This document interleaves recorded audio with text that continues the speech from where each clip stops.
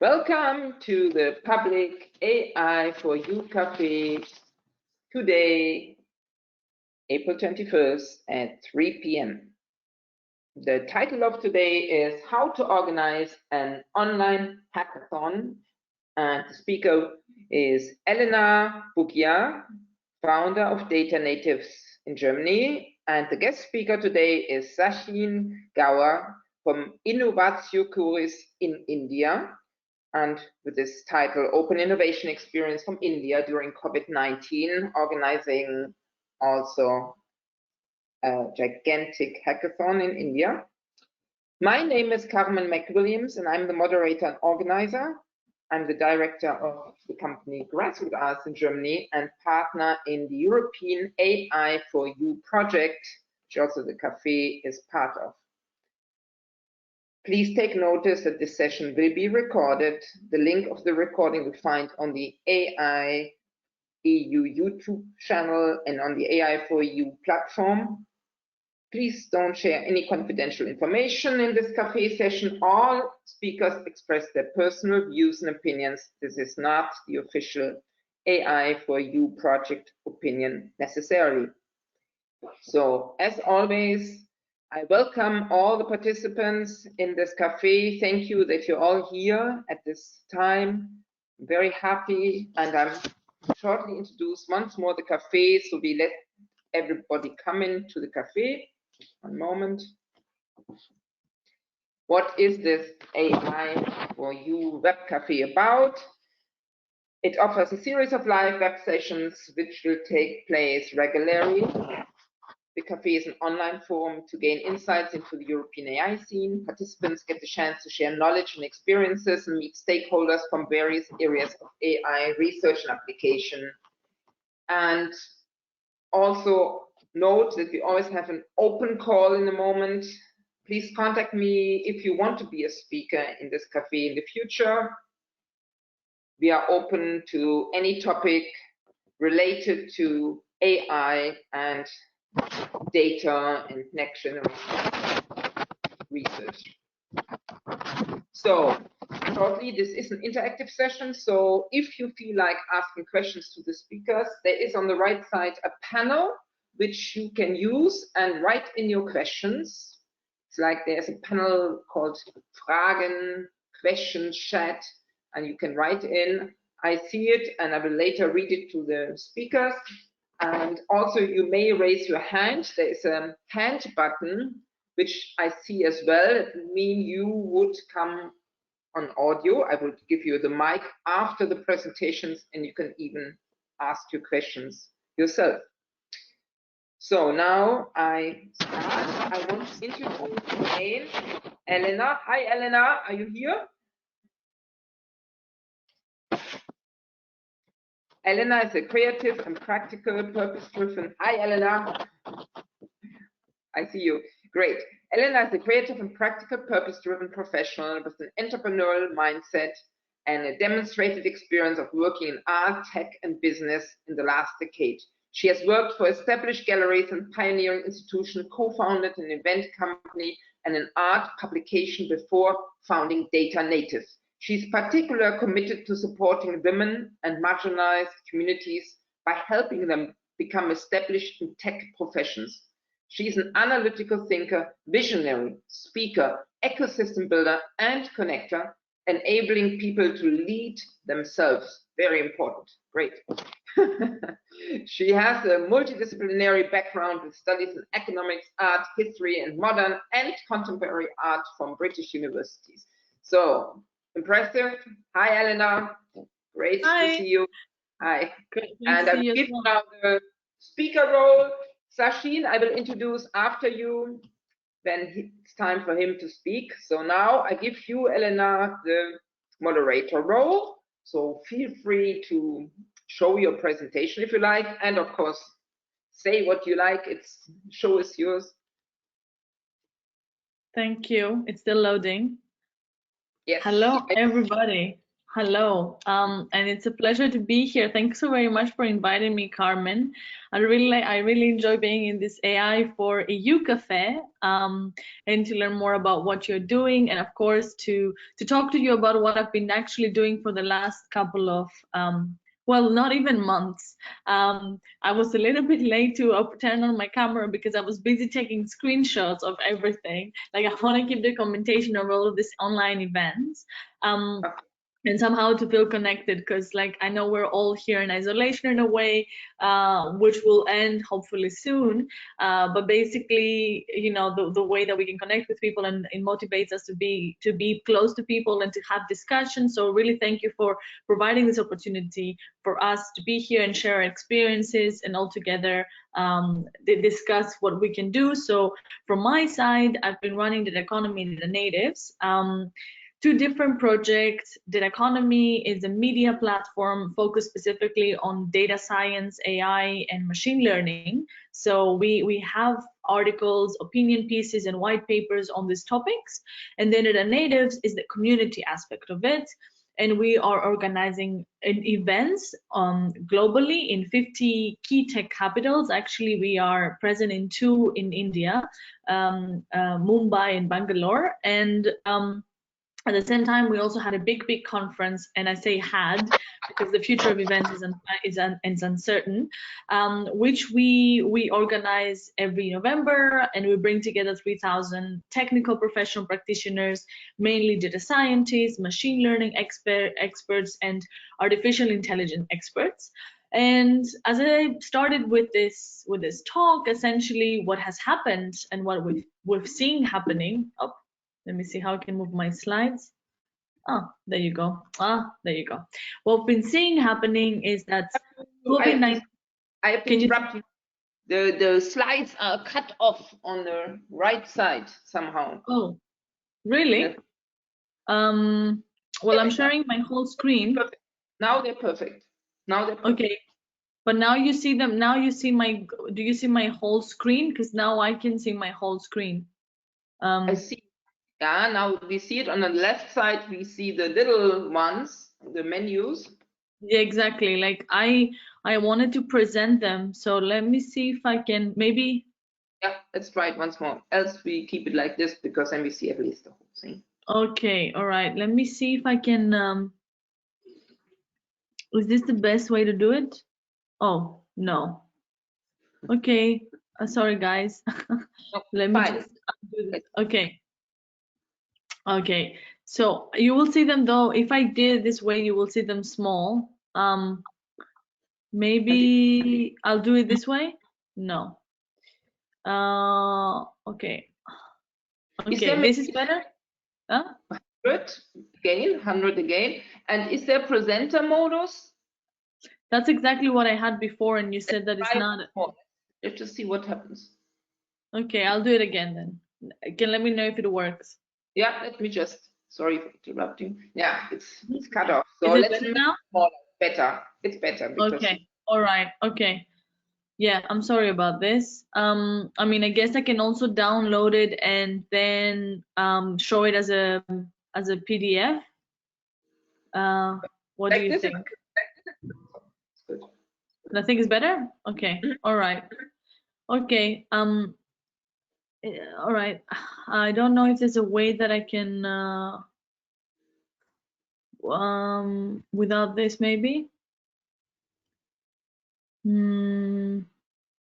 But I think it's better like Yeah? this, because we can read it, and Okay. All right. Maybe this? yeah, it's good. Yeah, okay. So, so basically, as I was saying, the challenge that we're currently facing, and also the next presenter will also talk about it from India. It's basically the COVID-19 challenge that has been spreading globally, and I think, like in a way, from our side, from the from the communications and media side, mainly working with people, being in live events. Has been in a way challenging, and I mean it has been challenging for everybody, but particularly for people that really they are more extroverted and they like to connect and help. And I think like it left us all paralyzed, and we felt that we can't support and we can't do anything.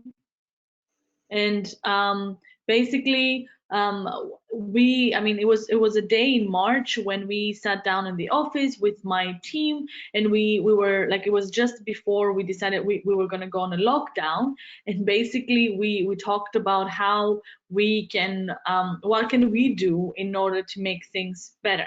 And that's when we decided that what we could do is try to help by finding solutions to these problems, how we can actually as a case study came up, because we are in Germany, and one of our event managers was worried about her family and her grandmother, and how we can support her as young people. How can we bring food for the people who should be stay in because they're more in danger?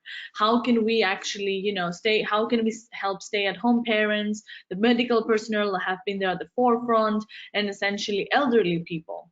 And of course, like what came about was that, well, in order for us to help them, we need to find the ways and create the tools for us to help them remotely. And essentially, in order for us to help, we need to find solutions and come up with solutions. So that's when we decided that the way to find the solution is that we need to identify the main pain points that we have in the current health crisis situation. And what we have as the economy and the natives is that we have all these bright-minded people, the data scientists, entrepreneurs, the researchers and designers, as well as the health and tech professionals in our community of more than 80,000 people that could help solve the key problems that the public institutions, the organizations and companies are facing. However, still, in order for us to mobilize this community, in order for us to actually help this community to do so, we actually needed to provide a new framework, something that we've never done before, coming from the online event business, and that from the offline, excuse me. And that was when the online hackathons came about, in order for us to find easy and scalable and marketable solutions. But again, like for us to do that, we needed to actually reinvent ourselves. We needed to provide a new framework, a new toolkit, a new methodology to create those hackathons. And that's actually what I want to share with you, how and what we've established and how we did it. So the very first hackathon that we did took place between March 20th and 22nd. It was right after and it was actually the inception of it was before the first online hackathon, which is claimed to be the Estonian hackathon, the one that the Estonia government put together a weekend before. But it came about like that Friday before we even saw it announced. And for us, for me, and the reason why I'm sharing this with you is because I think there's something that is very remarkable about collective intelligence and about people thinking simultaneously the same things, and somehow coming together to find solutions to similar problems. So that's when the first online hackathon took place. And as I mentioned before, like it took me a minute to turn on my camera because I was taking pictures, screenshots of our conversation. And I think if anything, that's like pretty much what I feel like we've been doing with all this hackathon, is like we're spending this time trying to create memories as well through taking all the screenshots and looking at all the happy faces through different video tools. So the inception came on Friday the week before, and we actually put it live on Tuesday the week before, which I believe it was the 18th. So we had about 3 days to put it all together, and that was already a challenge, putting an event online for the very first time in 3 days. And within that 3 days that we had, we managed to execute the hackathon and get 1 million, like pretty much get 1,700 people joining a dedicated Slack channel. And I will tell you all the tools in a minute, basically, so you understand pretty much all the tools that we used and how we organized this. But still, we had 1,700 people mobilized. There were people out there who really wanted to make a difference. We had more than 1 million social media impressions during that weekend. So this 48-hour long online hackathon, there were 1 million social impressions that were created, people sharing ideas and sharing tweets and connecting with other people. And out of those 1,700 people, then 300 of them decided to form teams, and they came from all walks of life. That was one of the most impressive things, I think, and that's again a testament to the current situation that we're living. That basically people from 41 different nationalities came together and formed 30 teams and decided to find the solutions against the COVID-19 outbreak. And we were supported, of course, for this hackathon with expert mentors and jury that helped us decide on the winning teams. We couldn't, of course, do it alone. We had the support of Hacking Health, which is a global nonprofit organization, and specifically the part that helped us here in Berlin is Hacking Health Berlin.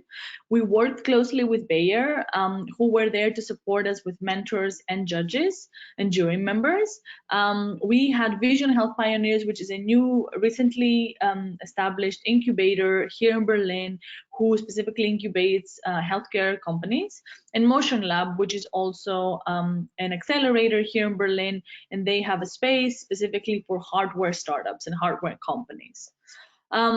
We also had support from Fraunhofer, NPACT, ENAM, Photonic Insight, SIBB Community, Startup Asia Berlin, Startup Factory, and so forth. So a lot of communities came together to fight together Corona crisis. And out of this hackathon, a lot of other projects that now came about, namely there's a project Athena, which is actually taking this project right after the hackathon and try to help them continue building their projects, just to name one. Hacking Health, actually, we continue our collaboration on this.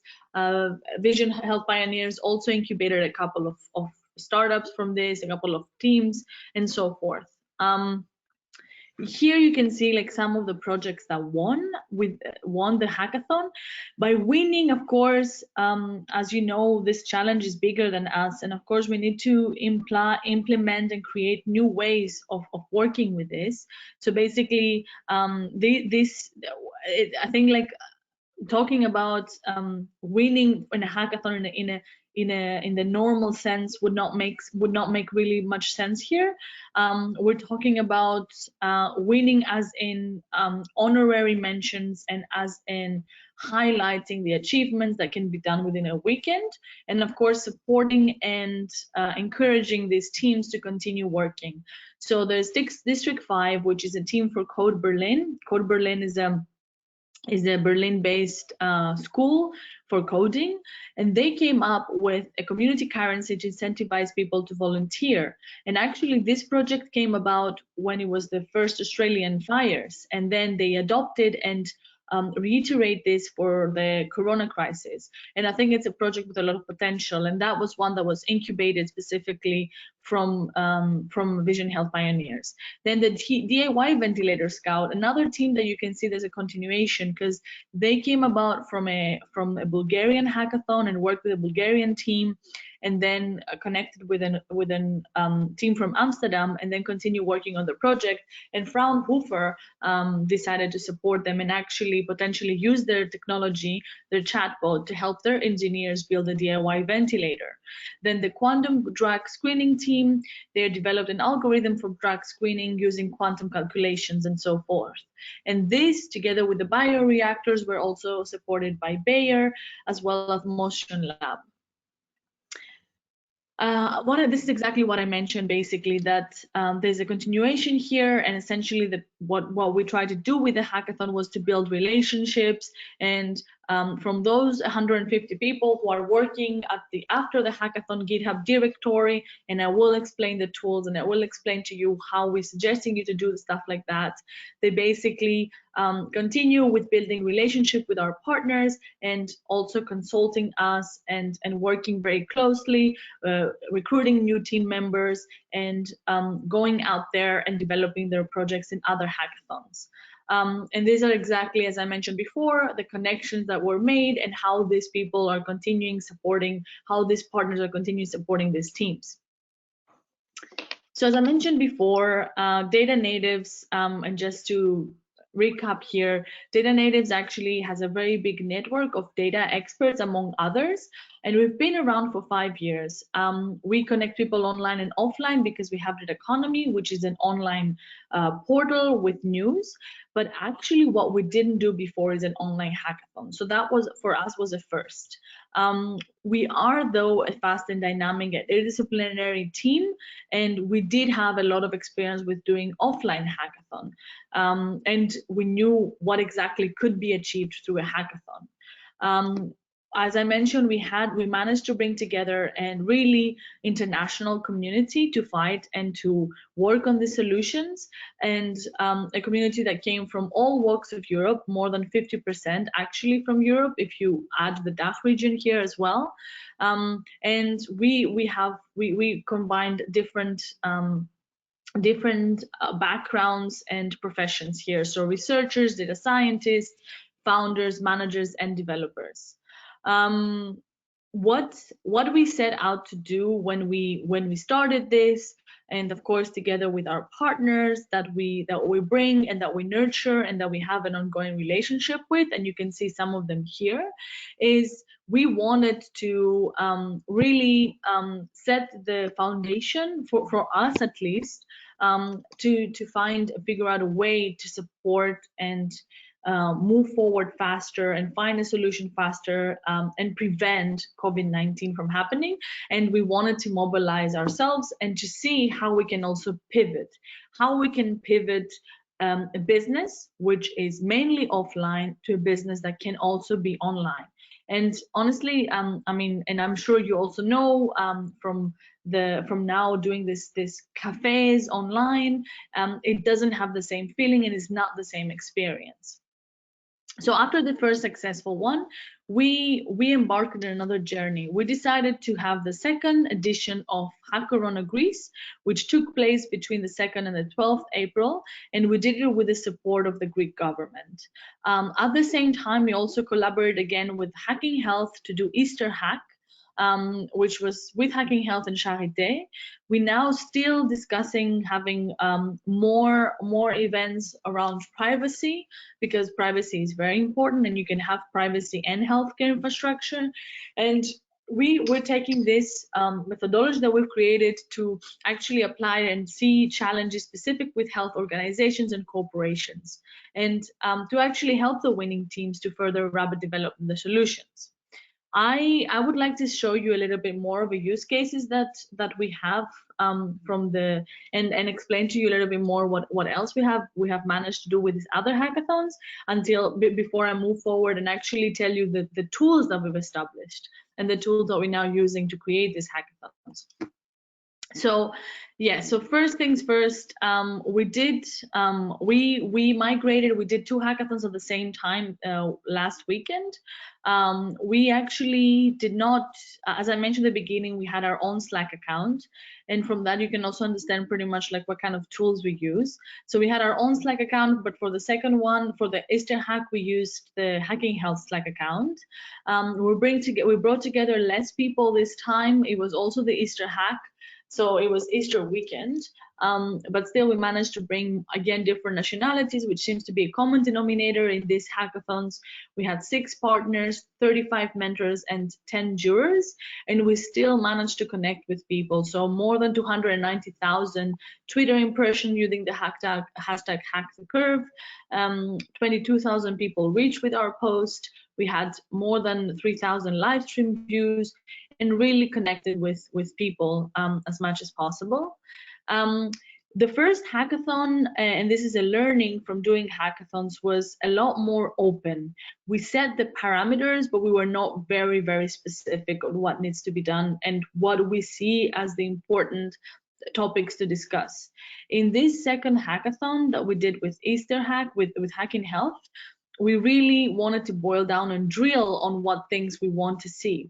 And for that, we use the expertise of Charité to really find problems and to really find challenges that they are facing as healthcare professionals and in a healthcare infrastructure and organization.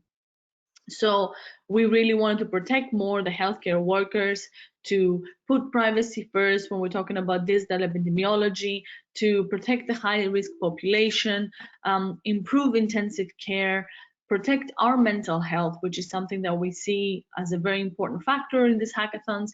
And of course, we left a sixth challenge open for interpretation and for ideas. Again, these are some of the winning teams that won in these hackathons. I'm not going to get into much more details because I'm also going to share the slides here, but you can see that for this one, for example, we decided that this time we're not going to connect them with partners, but we're going to give them, actually we managed to get funding from Charité, and instead of giving ranking them from 1 to 5, we basically divided the budget between these 5 teams, and we decided to give different labels on every winner. So then they are winners in different aspects. So most innovative, most impact, most applicability, most feasible, and best execution. So what actually came across more clear. So that was the Easter hack. And at the same time, we did the hackathon Greece, which was another online hackathon specifically focusing on Greece. So you see, we're going from the more general one to the more specific now. And for Greece, we had similarly, we had the mission and the vision that we wanted to help and avoid the shortage of medical equipment, to caring for patients remotely, and really tackling the most pressing problems that Greece is facing specifically. Similarly, here you can see the challenges. Again, they are much more focused on the hospital care and healthcare professionals on one hand, so really about real-time capacity, supply chains, and demand management for hospitals. It's really about the practical aspects of this as it seems to be moving this situation. So about the national call center network. So how exactly can we pretty much make the national call center less busy and help them so that there's less stress? How can we create telemedicine solutions, or so essentially people who are unable to meet with healthcare professionals because potentially they're suffering from COVID-19? And again, from our perspective, open source hardware solutions and data analysis.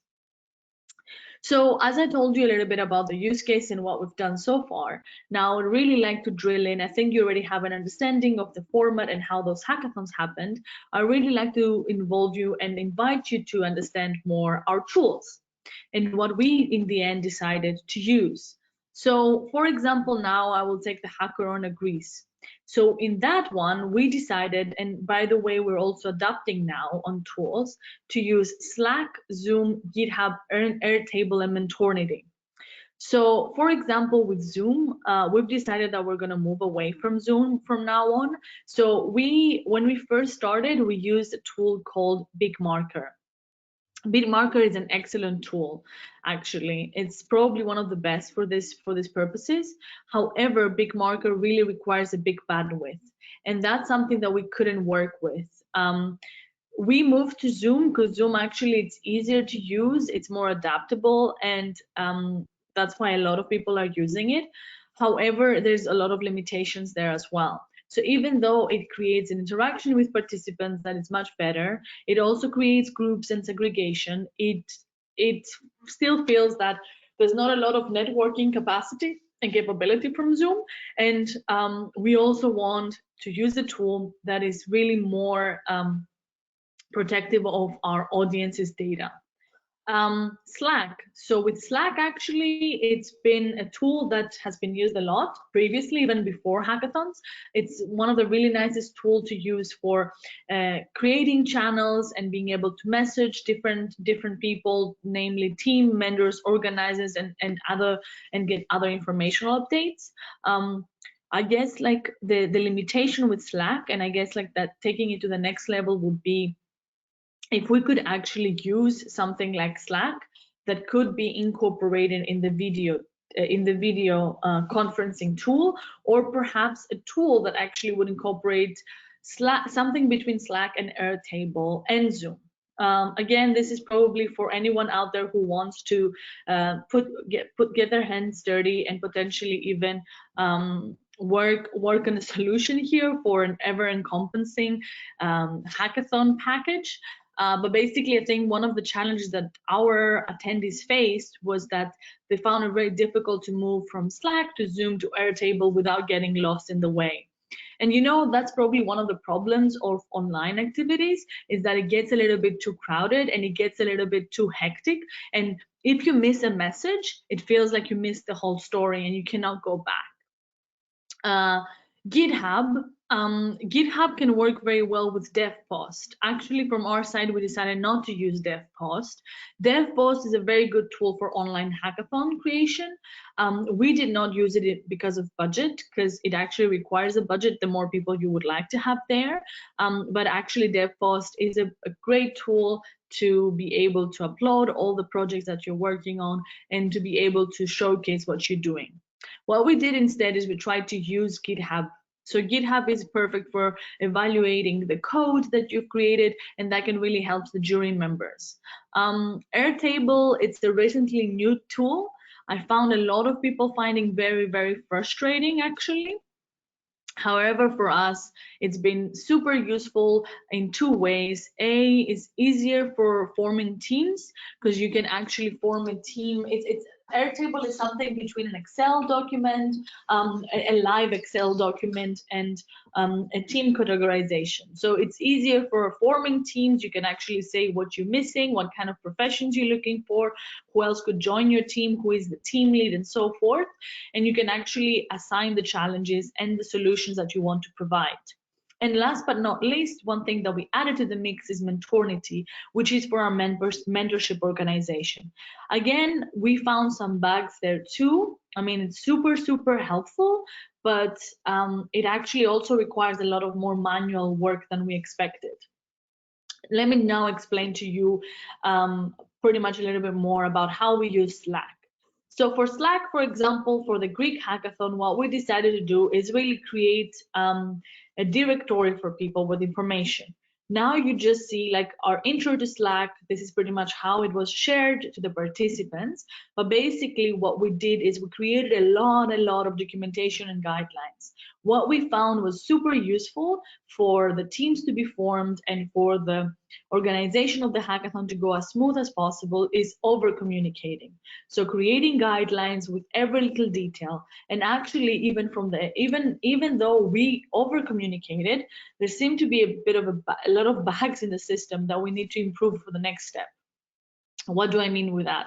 Even with us communicating as much information as possible, there seems to be feedback that we should have provided a bit more guidance, for example, and more step-by-step procedures. So here with the Slack, what we did is we divided the channels to make it easy for everybody to know where to look for what. And we decided to divide them between general channel, where we gave really important guidelines of how to use the general channel, like what we're doing there, like matchmaking and team building, developing partnerships and general announcements. We specifically also mentioned that if you want to have anything else, like any funny memes or news or anything else, you should strictly put it on random. If you want any requests, if you're looking for someone, help, mentoring, etc., really do it on help desk. If you want advice for your challenge or the community, go to the advice. If you're looking for a teamie, go to Lonely. If you want to share your ideas, go to Ideas. So really try to create a strict guideline so we don't get lost. We also made it only for Greek speaking space, so then we don't get confused with languages. And for updates, we made it clear that only organizers are allowed to post them. Again, like this is pretty much like a little bit more, as I mentioned it before, we tried very clearly to make this guideline so people know how to use the tools and how to communicate without causing any miscommunication or any sort of like issue in terms of organization and structure. So we said, for example, that every participant and every mentor is required to be in these channels. And even though we stated this, we had to constantly remind them and had specific people in the team to be there and specifically guide them through all these processes. We said that we don't want spam here and only relevant information. We said that updates, we are the only ones doing the updates, that when you want to comment on something, please don't comment under, but actually make it a thread, that we need to tag people if you want them to see stuff, and basically how to use the sidebar. And that's pretty much like a way for us to do it as efficiently as possible. Am I running out of time? Yes, I am. Sure. Okay, I'll try to speed up. I'm very Interesting. good at talking.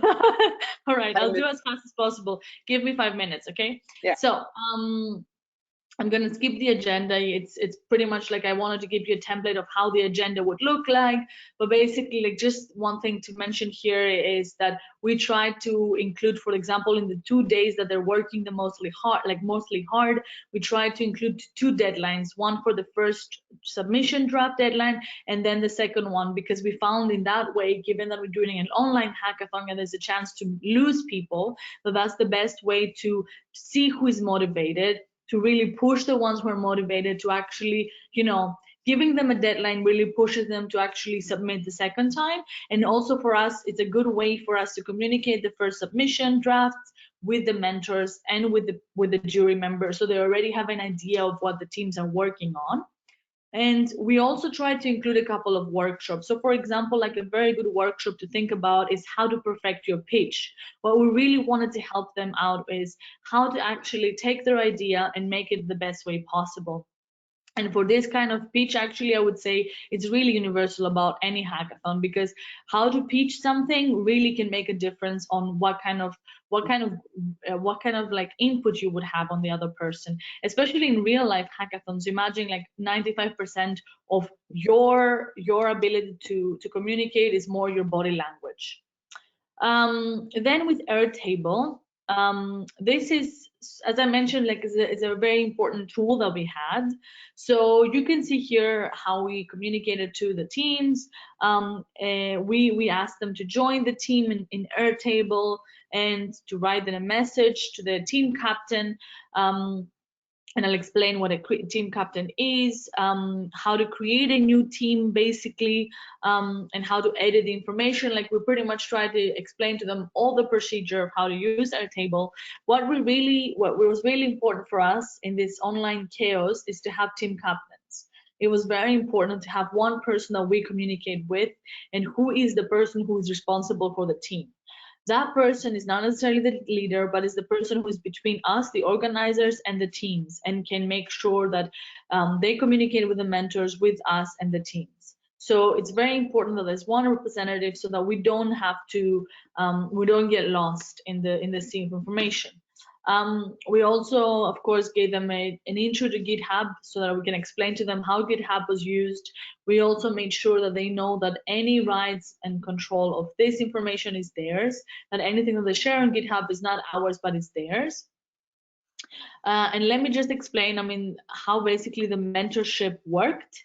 So we thought it was very important to communicate to them what exactly a mentor is, and that basically they should use our mentors as advisors, and they should see them as an advisory board, and that these mentors can support in various forms, like in the business, in product development, in technology, and in overall ideation.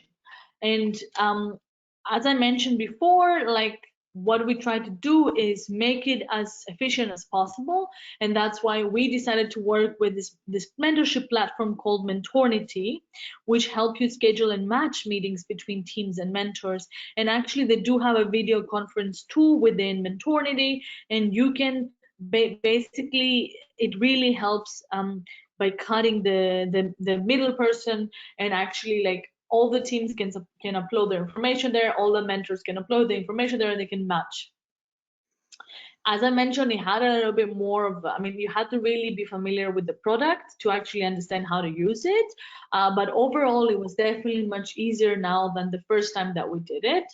And this, you can see some of the information that we managed to gather. It has like this analytical interface, and you can see how many meetings you created, if there was any meetings cancelled, how many people had managed to have meetings from the mentors we had, and how many startups. And then you can actually understand also what topics they were interested in and where they were seeking the most advice. I'm gonna jump to, yeah, this is more information here about the hackathon that we did actually, and how big the hackathon was. I really would recommend, if it's possible, for anyone who's interested to do a hackathon, to do live stream and to manage to try to do a multi-channel live stream. I would recommend to talk with a live stream expert. I think right now the most important thing in these times, if you are to do an online hackathon or any kind of online event, is to try to get the maximum reach possible in order to communicate to most of people. And we managed to do this by actually, especially on Facebook, by doing multi-channel live stream, which means by having the live stream shown by our partners as well, and that giving us more exposure to other followers. And that's also, I have to wrap up. You share the PowerPoint, we can share it, right? Okay, all right. So let me just finish then with this then. What I want to say then is that we are continuing with the hackathons, and we're currently supporting the Pan-EU hackathon, which is taking place now this weekend, the 24th and 26th of April. I would suggest whoever is interested to either sign up as a mentor or as a team. I think there's a great opportunity. They're giving more than 50K budget to winners. I think that could be a great opportunity for whoever is building a product that could be used, specifically in these Corona times. And I think it's also a great way for us Europeans, being here at the AI for EU Cafe, to connect with each other and to show solidarity. From bottom up, us together to overcome these difficult times. I think that's enough for me for now, at least. Maybe you have some questions. Yes, great. I allow also, this is super great, and most of the questions are, please share your slides. We need to. Okay. All right. So the slides will be shared to everybody, and they will afterwards. You will get it in your email. You get the link where the slides are. So there is more information, and I think also that Elena is ready. I would like to get the Indian guest speaker here, Sachin, because he also is waiting, and then we wrap up the questions. I bring the questions out. So hi, Sachin. I just shortly introduce you. One moment. Sachin Gawa is local coordinator of India EU ICT standards collaboration project. He's double masters in mobile security and cryptography from Aalto University, Finland, and University of Taro, Estonia. He has been a keen technology innovator with 11 technology patents granted at USPTO. So I would like to give you the presentation. I'm very happy you are here. I'm now giving you, because we have the organizer of the largest Indian hackathon. Do you have it? Yeah, so thank you, Carmen. I believe you can see my slides. Not yet, one moment. I give you once more. Okay. We should see it, but we are not seeing it. Okay, no worries. Let me. You are the moderator. Yes. Super. Okay, let me try again, and hopefully it works. So you can see them now, right? So my topic is similar to Elena, and I will not spend a lot of time on technical details, but let me just tell you the bit of context. Like Elena, I have also been organizing offline hackathons. So especially Carmen, you mentioned about my background about EU project. So we have been doing IoT hackathons, okay? And in last several years, we have done 4 national level hackathons here in India. And from our hackathon, we also ended up, funding some center of excellences. And in those center of excellences, now there are also some interesting, IoT courses being organized. And now Government of India has also supported, those center of excellences to have a living lab. So in fact, they are now working with European collaboration as well. And in our last hackathon, one of the winning team was from this one of the center of excellence. And with the work that they are doing in IoT, we are now having a lot of data, and now they're building, AI. So that's the kind of background where I'm coming from, Carmen. And you can see that this is from our January hackathon, that these are the winners, 4 people who built a pollution monitoring IoT device. And we were supposed to fly them to Germany, but then the corona happened, right? So normally the winner of our hackathon, they get a fully funded trip to a EU startup event. So that's the kind of work we have been doing in our project, focusing on 5G IoT and security. And I have also been involved in Government of India's work on hackathons. So here in India, we have something called a smart India hackathon. And Government of India claims that it is the world's largest open innovation model, because every year we touch around 500,000 engineering students who participate. Personally, I have been a sponsor also of problem statements in this hackathon. So every year I'm funding deep learning problem statements, and that's why I also am a big fan of your web cafes. And while I was deep neck involved in these kind of hackathons and topics of IoT and AI, and Corona happened, right? And Elena mentioned about Estonia. So you also mentioned in my background about Estonia. So I also learned about Estonia, and I called up my friend in the government and said, we always do hackathons. Now is the time to hack Corona. So we developed this concept, like Elena said, in 3 days. So it took us, from planning to end, 7 days to organize this Fight Corona Hackathon. We had 5,400 submissions around those 9 categories, and broadly 3 themes. So most of these hackathons, which are inspired, I think now they have in EU also, EU versus virus. In Germany, they had Vir versus virus. The German was really big one, that was 43,000, and ours probably was around 20,000 people. And we had a good time finding innovations. So you could see a bit of numbers, bit about tools. And I would say, of course, Elena has shared a lot of details, so I would not go into those kind of things. But if you remember, Carmen, our discussion, I was saying that in these times, partnerships are a great way to have a force multiplier. And cyber, we don't have the restriction of space. So I could invite my friends from Netherlands. They were part of jury from World Startup. We had a large company from US. They were part of the jury. We had Johnson and Johnson from Singapore, from the Asia Pacific. So we could actually find the Indian solutions, but we could also connect them with global takers.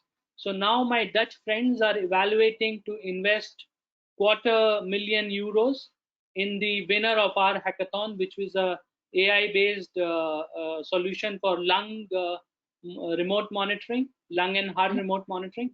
And that's why I really like this model of internet, that whether it's Netherlands or it's New York or it's Singapore, all can be there, and cyber is a great equalizer. And we could also have the UN. So UN has this special initiative called as Until, which is UN Technology Innovation Lab. So we had all kind of partners who could join hands. We also use this Estonian tool Guana for monitoring.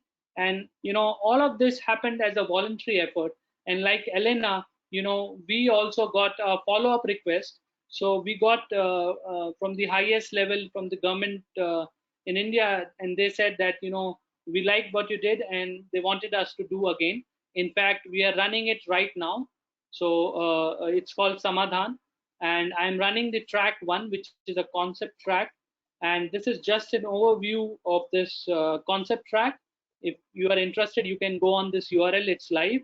We have received 2,500 ideas or proposals. So there are around some 9,000 people who are participating, and we have already shortlisted top 200 of them.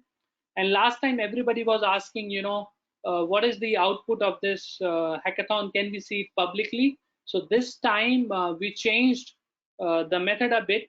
We allowed or we asked people to submit all their proposals from day one on YouTube.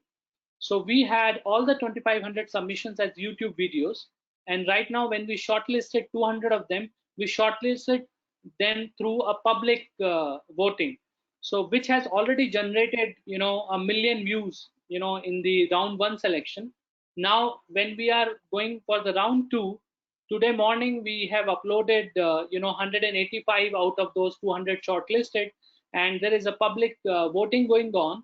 Some 300,000 views have been generated in last 5 hours.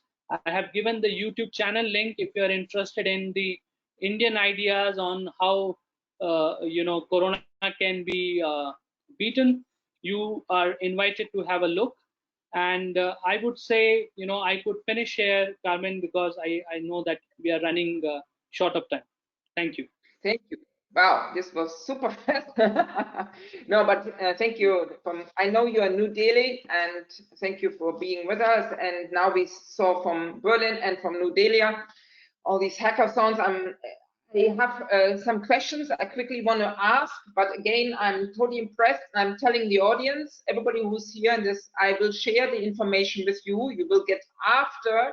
It's always tomorrow. You will get the recording link, the presentation link, so you can go deeper into the details, because there is so much to learn here. And my question is, the first one coming directly from here from Dorf. Dorf is from India. Hello, I'm Dorf.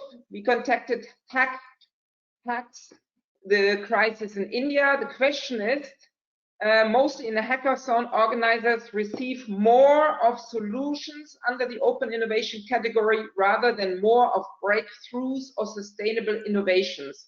What is your suggestions to avoid such scenario and motivate more and more of sustainable and breakthrough innovation solutions? Do you have, who would like to answer? How to encourage more breakthrough innovations? So I think for that, who wants? You want to go ahead, Elena? So you mean how to, just to understand the question, you mean how to encourage solutions that that can be used afterwards, or that they're not staying in the ideation phase? Yeah, I mean, I think, for us, the way we did it is that we decided to not treat this as a usual hackathon. So we did not only invite people to come one time, but we actually allowed them to come multiple times, and we're encouraging them now from all of our previous hackathons to join the EU versus virus. Because what we see here, what can happen in 48 hours is really speed things up. But in order to actually create real change, you need to be able to do this again and again and again. And that's why we're also considering for the future hackathons to have more mature companies who have already tested their product and potentially have a go-to-market approach. So that, because the point of the hackathon, I think one of the reasons why people are not trusting hackathons that much is because they see it as a fluff for companies to get ideas, and then they implement it themselves. And what we want actually is to empower the people who have the ideas to make companies and fuel the job market, make new products. That's what the long-term goal for us is, to really empower the people to become their own entrepreneurs and to actually make more, provide more job opportunities in the future. So yeah, that would be my 2 cents. Yes, thank you. And you want to say something, Sachin?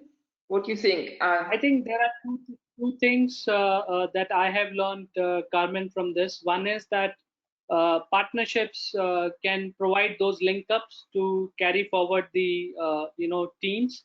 Like Elena also said, if the solutions are more ready, it is better. So which means that we need to include more mature startups.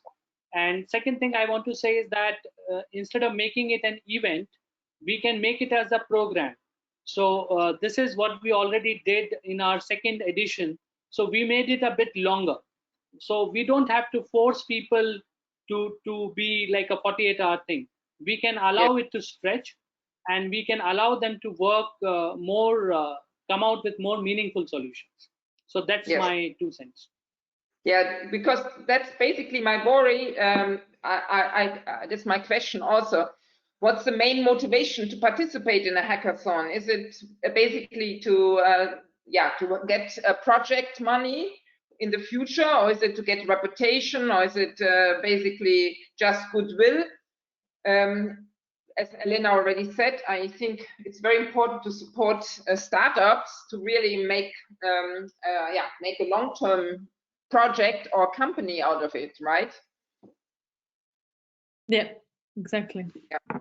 In order to become sustainable, because or really make breakthrough innovations, else it's just for the weekend, no? And that's not enough. So I'm very happy that I got you both, because you both are not only doing one hackathon, but I see you, Elena, organizing more and more, and also Sashini, you're doing now your second big innovation hackathon. So I hope these become programs where you basically afterwards can do. I also want to add, Carmen, that when we are having a situation like COVID, it's a global problem. Yes. So it doesn't have to be that Indian solution is only relevant for India, or a European solution is only relevant for Europe. And that is where I believe if you have international jury, international partners, you can overnight take the solution from one place to another. And that is where you can look at these kind of activities as a market access tool for startups and for mature companies. So it's a very big opportunity for market access. Yes. And then comes directly the question here in from Peter van der Linden. How do we recruit the best projects and the members of the jury? I mean, how do you recruit them? Because if you just recruit them from a company, then they will look for people to hire. How do you do this? Maybe Elena? So I would say from us, when it comes to the projects, there is an application process, and we've established actually two different members of jury that evaluates the first application process before we accept them, and then the second application process. So I mean, also I would say our aim is to help them become better every time. So essentially, when they first apply, we see the potential, and then we accept them, and then we expect with our feedback and the first jury members' feedback, to actually evolve what they created and to make it better until it reaches the second members of jury. And in terms of how we are recruiting the member of juries and the mentors in general is through our network of partners.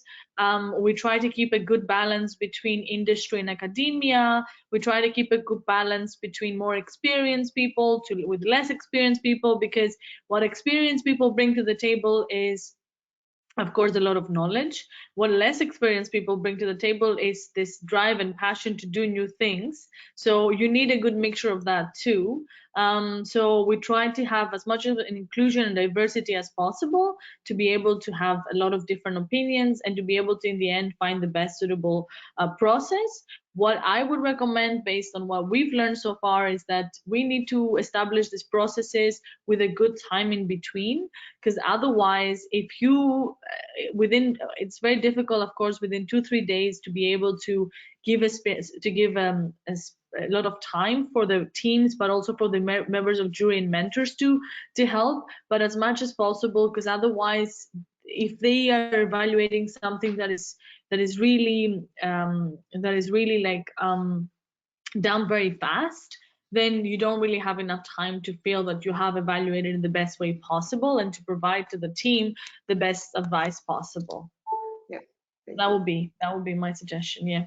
Thank you. And now I'll ask maybe you, Sachin, you want to give us an, you said in YouTube, we let the people now be the jury, or?